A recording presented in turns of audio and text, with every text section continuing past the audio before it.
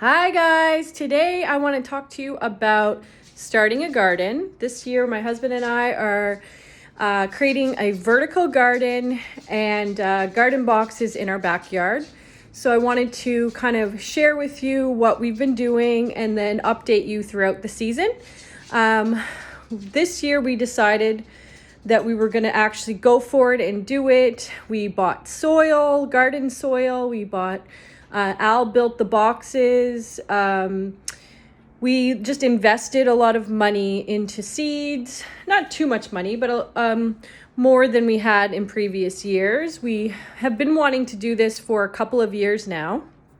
Actually, since Uranus went into Taurus, I really had this urge to garden, mainly because of what I know that transit and cycle to what will come out of that. So Uranus being in the sign of Taurus for the next 7 years, it started in 2018, will definitely impact our food relationship or the way we relate to the food. So for example, what I predicted, if you look back on my videos, is that people will probably start growing their own food, which that is definitely happening. More and more people are gardening and trying to go back to what our ancestors did, which was grow their own food. And you're seeing situations now globally where food sources are being limited. Like if you look at the meat, which personally I don't really have an issue with that, but all of the meat plants are struggling. So there's a change. There's a massive change happening with our food. And more people are thinking, well, we should buy locally versus shipping it from country to country. So there's a lot of things happening now that I could foresee happening at the beginning of 2018, just because of that. Uranus is a planet that's unexpected. Taurus is a planet that has a lot to do with food. I am a Taurus, so when this transit began, I was like, oh my God, I had like a panic attack. Like, oh, I better like garden. So it's been like 2 years of wanting to do this.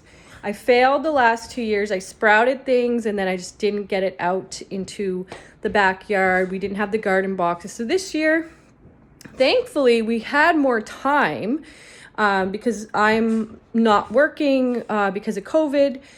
So I did a lot more research. And when I discovered vertical gardens, that's when my husband was like, oh, we can do this in our backyard. You don't need as much space with a vertical garden because you're growing up instead of using a lot of land space. So I'm going to show you first the seeds that I bought. Over the last couple of years, I bought a number of seeds. So,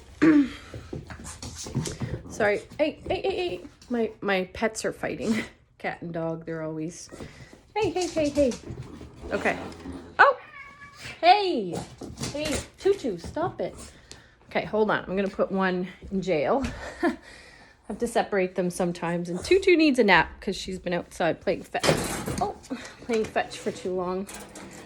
Sorry about that. So, you okay, Ghetto? Oh, it's okay. So I got some beans.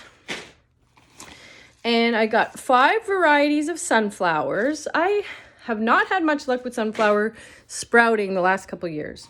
So I got a different pack. I thought maybe it was the pack. I got some leeks. And as you can see, I ordered from Halifax Seed. They were fantastic.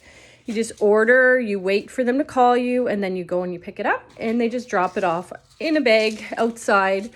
You don't have to have any contact with anybody. It's awesome. Asparagus, which I guess comes back every year. It takes a couple of years apparently to establish, I think. Moonflowers, which are super pretty. And I'll show you the ones I have sprouted that came up on the Scorpio full moon this past month. I have rainbow radishes, sugar baby watermelons. My husband loves watermelons. So these apparently are the ones that can grow in Halifax or in Nova Scotia. Morning glories, almost like moonflowers, but these ones are red. And again, they're a vine, so they'll grow up and around the canopy vertical garden that we're growing. These are fennel and zucchinis, which are my all-time favorite vegetable. I think I eat like a zucchini a day. Rainbow Swiss chard. Super excited about that. More beans, because you know beans are a vine. They grow up and around. We have pumpkins just for fun. So I was thinking of supplying the neighborhood kids. I always have kids at my house, like a ton of kids at my house. So I was thinking if those grow, just give out pumpkins around Aaliyah's birthday, because she's 2 days before Halloween is her birthday. Lupins. Plus, actually, I just learned that you can eat the pumpkin leaves, that they're super high in zinc, which I didn't even know. So these, I'm so excited to grow these. They grew near my home. And there's a little couple of colors I didn't have. I had the purple, pink, and white when I was a kid in the house I grew up in. And then this one's a new one. So this crimson-y color. Excited about that. Dill, which is really good to attract bees. Some more morning glories. Purple carrots, which I sprouted, but they're not doing really well. I think I might have sprouted things too early. I always plant seeds on my mom's birthday, which is around April 13th. So it's kind of too early maybe to sprout stuff. Next year, my goal is to have a greenhouse so I can sprout more things, because right now I'm sprouting on my counter and I don't really have a lot of counter space. So it's kind of like not ideal. Anyways, a greenhouse would be like the goal. Purple beans. Bee balm, again, attracts bees. Kale, purple kale. And beets, which my beets are sucking. I don't know why, but every year I sprout them and they just die. So I have some left. I'm just going to plant them directly in the ground. Maybe that'll be better. More zucchinis. And this is cat grass. I'm just going to plant this for Gato. Right, Gato? You want some cat grass? I'm going to show you now. The garden box is outside. I'm so excited to show you. We just filled it with mud. We got the garden soil from Cal Ann Organics. So I shall show you. So here we are. And this is a little tricky because I have to turn the camera. So here's our garden beds. So this one, I can't see where I'm pointing, sorry. Yeah, okay, so these two will have a canopy coming from, this way. One to the other, there will be a canopy, and the vegetables will grow up and around it, so a vertical garden. And then it just leads down, whoops, where am I at here? Leads down into the forest. We have like a little sitting area down there. And then this is my herb garden that's a little bit over. There's a lot of oregano growing and some chives, but I'm gonna add bee balm to that and dill. And I just planted a brand new magnolia tree. Where's my hand? There it is, right in the center of that circle. You can see that right there. It's hard to point because it's like the opposite. And then I have another garden bed over there. And so Al's just filling, we don't have a wheelbarrow. So Al's been filling that garbage can with mud and dragging it from the front lawn. And then dumping it into the garden beds. So that one over there will have vegetables. These will have vegetables. Then we're planting one along the fence here. It's gonna be a 12-foot garden bed. And that'll have more flowers in it. Like the morning glories will grow along the fence. And this is just a flower garden I've had for years. My brother and I, it used to be a pond actually, and then my brother and I turned it into a garden. It's really overgrown. I have a hard time with knowing like what is a weed, what is a plant, and then I go into this whole, who am I to judge what's a weed, what's a plant, and I don't want to kill anything. It's an issue because then I have a whole like overgrown flower bed. Anyways, eventually we'll have over here by the shed, that's where we're thinking about next year building the greenhouse so that I can sprout more sprouts, and then like have a place to put them, because I'll show you where they're at right now. So just come back in. So right now so I have these guys growing on my counter. They're taking over the counter. So I have some beans. These are the purple beans. So they're gonna go in the ground today. These ones are the moonflowers, and they're gonna go somewhere today.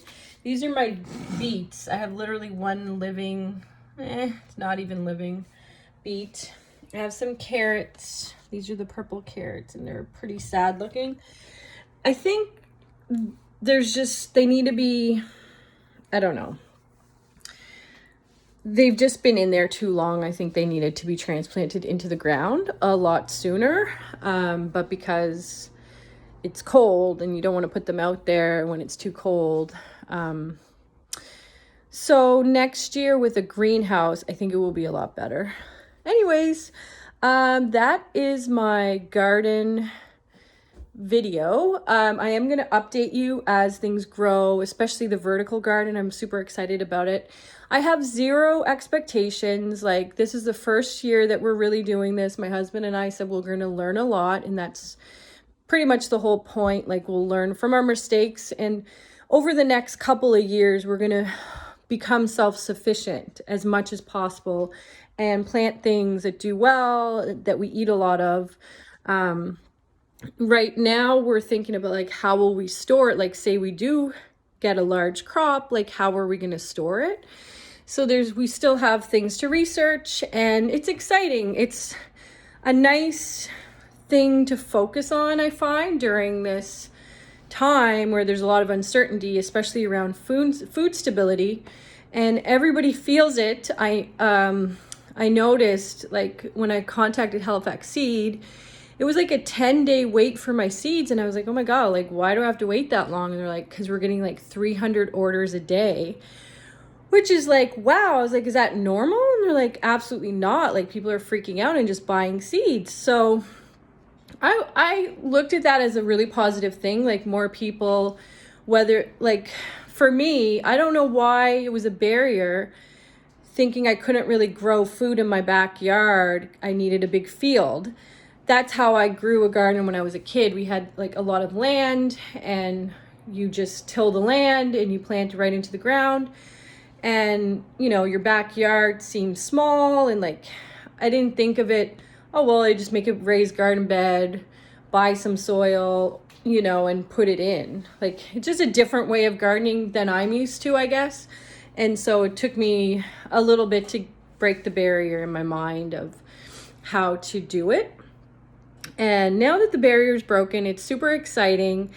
And I just feel like being out in the garden will be good for me. Like, my husband's pretty much done all the heavy labor. He's built all the boxes and he's dragging all the soil, and I just kind of raked it in. But like, just doing the research is motivating me. And once the plants get planted, we're going to plant this week, just right into the ground.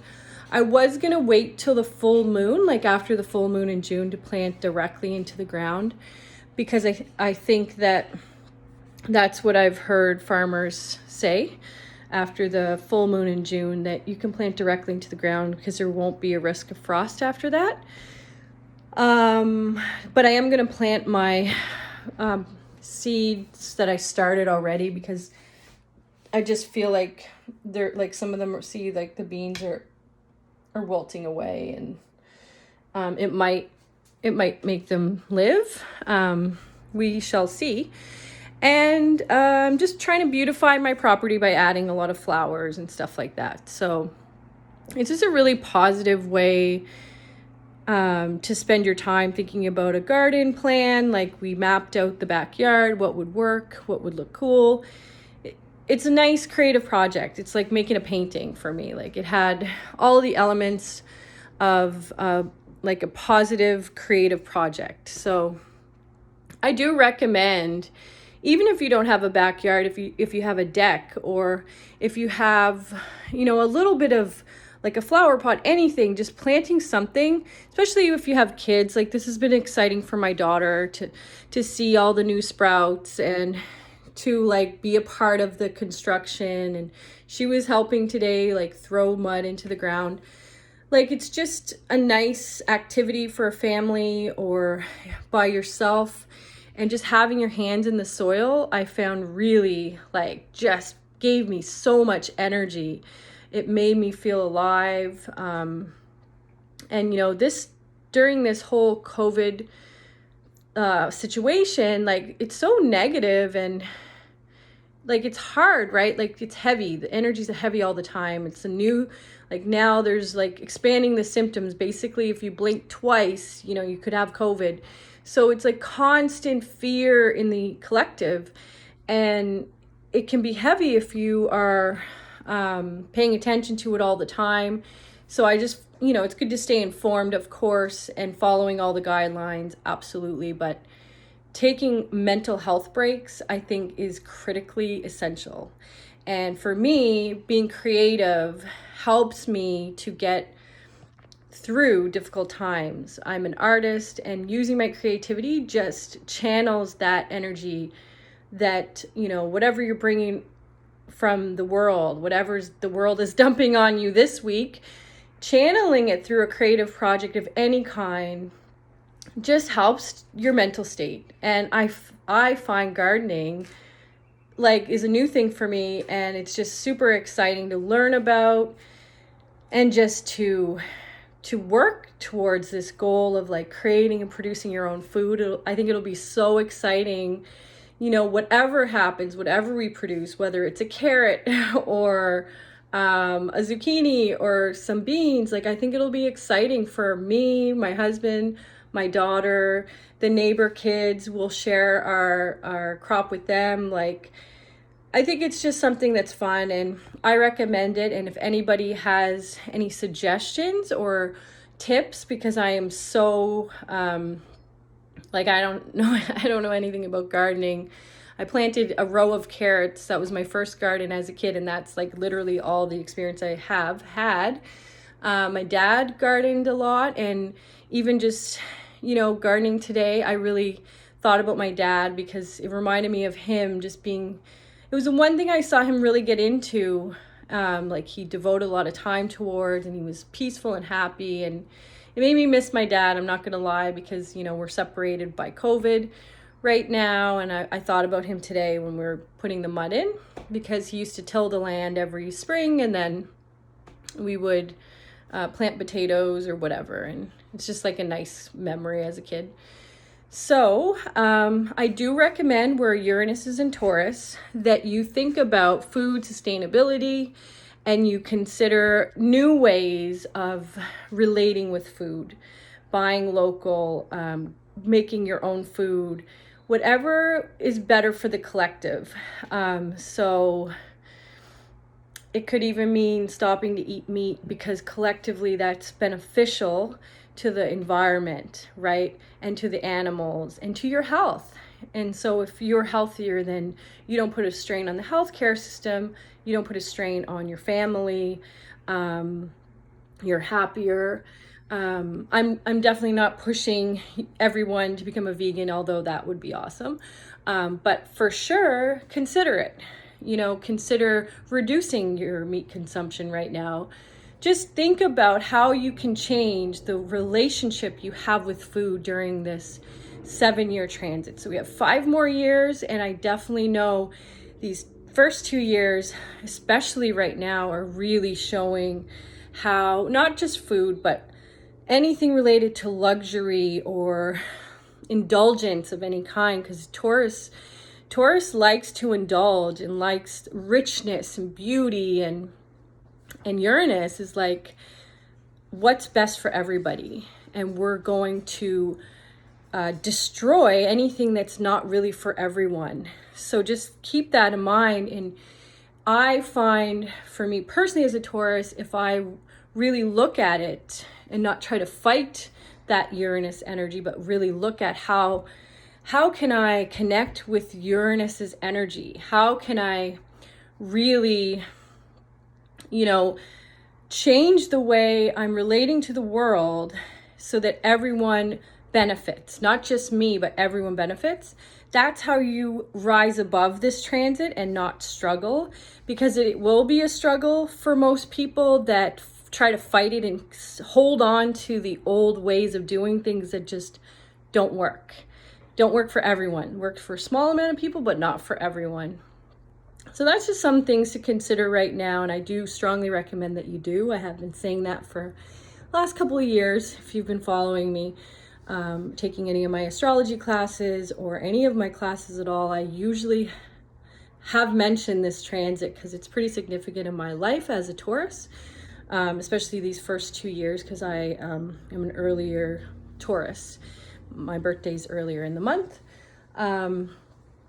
Anyways, so that is my gardening video. I will be posting more as we progress and as things change. And so if you have any comments, suggestions, or anything like that, please let me know. I will talk to you again soon. And if you can get out today, definitely do. Get some fresh air, go sit under a tree, whatever you can do to connect to nature to help during this time. I really strongly recommend it. Take care.